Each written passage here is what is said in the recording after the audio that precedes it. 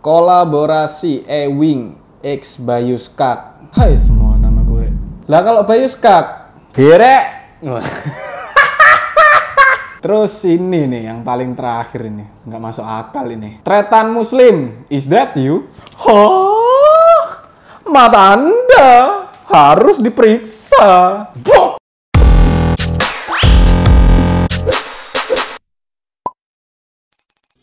Hai semuanya, welcome back to One IT Solution. Bersama saya Bayu, bukan Tretan Muslim, bukan Ewing HD, bukan Bayu Skak, ya, Bayu Hutama. Oke, kali ini kita akan mereview sebuah PC full set, nggak pakai keyboard mouse ya. Jadi full set ini PC dan juga monitor. Nah, budgetnya kita ambil 7 jutaan. Jadi kali ini kita nggak kere hore ya edisinya. Jadi sorry banget sobat kere hore, kita ada upgrade sedikit dari yang kere hore, mungkin ya medium lah. Ini kita targetnya adalah budget full set ini 7 juta ini kita udah bisa main game AAA dan juga bisa live stream. Jadi ini ada permintaan, Bang minta tolong rakitin budget sekitar 7,5 jutaan. Udah full set semonitornya. Jadi kita akan mewujudkan dan akan mereview PC dengan budget 7 jutaan yang udah full set dan bisa live stream dengan nyaman. Di rakitan kali ini kita menggunakan komponen-komponen yang gak terpengaruh. Jadi Bayu Skak ya. Di rakitan kali ini kita menggunakan komponen-komponen yang gak terpengaruh dengan fenomena di awal tahun ini ya. Jadi seperti yang mungkin kalian sudah tahu atau mungkin ada yang belum tahu juga, bahwa di awal tahun ini atau mungkin lebih tepatnya semenjak rilisnya 3000 series mulai marak lagi, mulai ngetren lagi para penambang-penambang ya. Mungkin kalian udah paham lah ya. Jadi penambang-penambang ini mulai memborong VGA-VGA di pasaran. Otomatis harga-harga VGA ini mulai melunjak karena banyaknya permintaan barang. Jadi ini kita menggunakan komponen yang ya bisa dibilang nggak terpengaruh oleh fenomena ini. Kita menggunakan komponen-komponen dari yang pertama, kita pakai Intel Core i3 generasi ke-9 dari 9100F, 4 core dan juga 4 thread. Ini harganya masih stabil ya. Kemudian untuk motherboardnya ya, di sini kita pakai ASRock H310CM HDV. Lanjut, nih kita, nah ini kita pakai 1050 Ti dari MSI. Ini GDDR5 4GB OC Edition. Bisa dibilang ini tuh nggak tahu kenapa nyaman sih ya. Ini udah kayak zona nyamannya gamers yang mungkin budgetnya menengah lah. Harganya stabil, dia nggak kena impact dari tren yang seperti ini ya. Nggak usah disebut lah ya. Biasalah. Nah, terus untuk penyimpanannya kita pakai VC Pro ya, SSD VC Pro yang 128GB. As always, kita pakai SSD. Untuk casingnya kita pakai casing dari Armageddon Nimbus TR1100 yang udah ada power supply-nya dan juga ada 3 fan. Di sini kita power supply-nya pakai power supply bawaan. Jadi memang di sini yang dikhawatirkan, ini dalam rangka memang kita ngepres budget sedikit ya. Kita nggak lebih dari 7,5 jutaan. Cuman untuk direkomendasiinnya sih mungkin memang kita perlu upgrade ya untuk power supply-nya sendiri ke 400-an lah. Kita upgrade ke 400-an dari Enlight itu yang udah 80 plus, itu udah bagus sih. Kemudian nah ini nih. Ini permisi dulu ya. Misi bos. Yang gede mau masuk. Dah.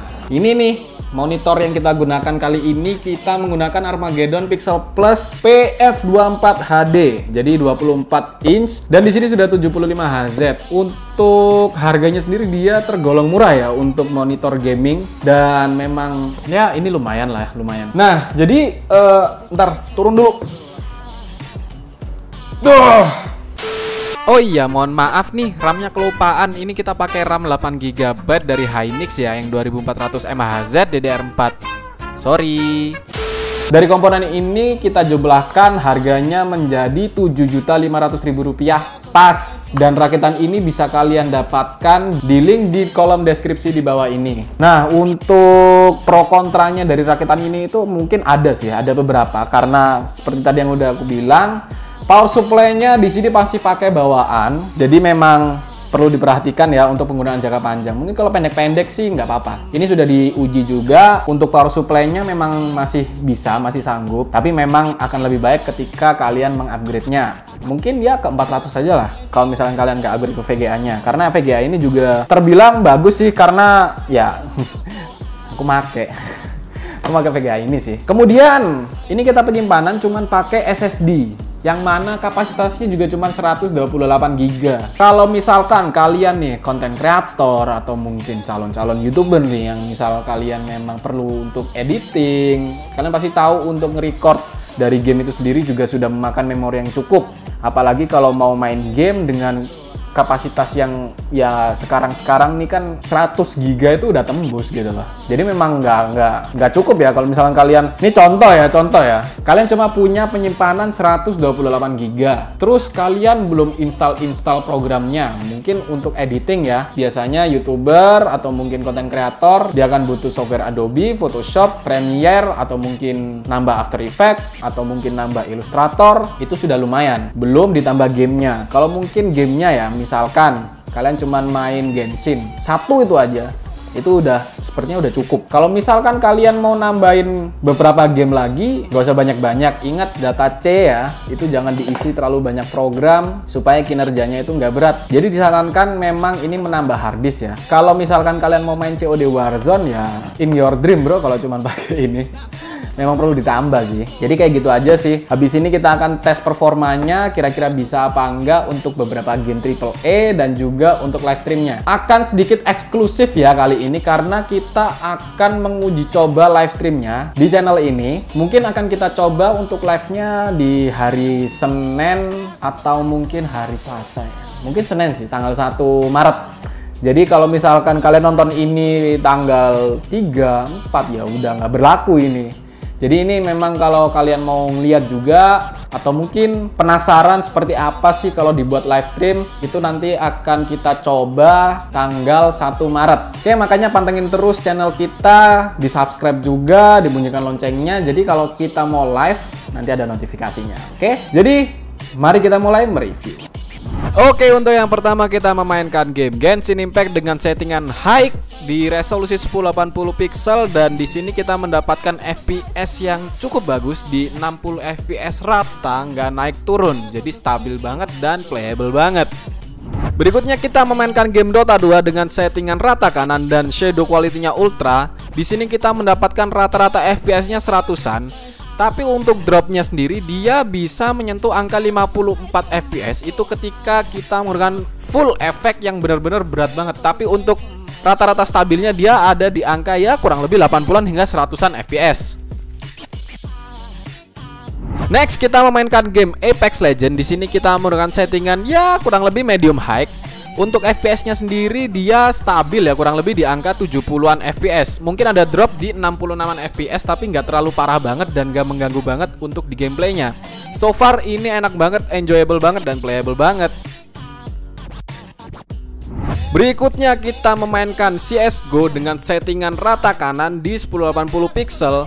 Untuk rata-rata FPS-nya di sini ada di angka 100-an FPS, bener-bener enak banget dan nggak ngedrop yang jauh-jauh banget, jadi nggak ngedrop sampai di bawah 100 FPS. So far untuk pengalamanku main di CSGO dengan settingan high ini nyaman banget sih. Next di Shadow of Tomb Raider kita mencoba pertama di settingan high dan ternyata FPS-nya ya ada di angka 30-an hingga 40-an FPS, mungkin kurang enak sih. Jadi kita akan coba turunkan settingannya ke medium. Dan hasilnya ternyata masih sama aja, masih ada di angka 41 FPS sehingga kita coba turunkan lagi ke settingan low dan hasilnya di sini sudah mulai ada peningkatan di angka 55-an FPS. Di sini mulai enak dan enjoyable banget untuk mainnya.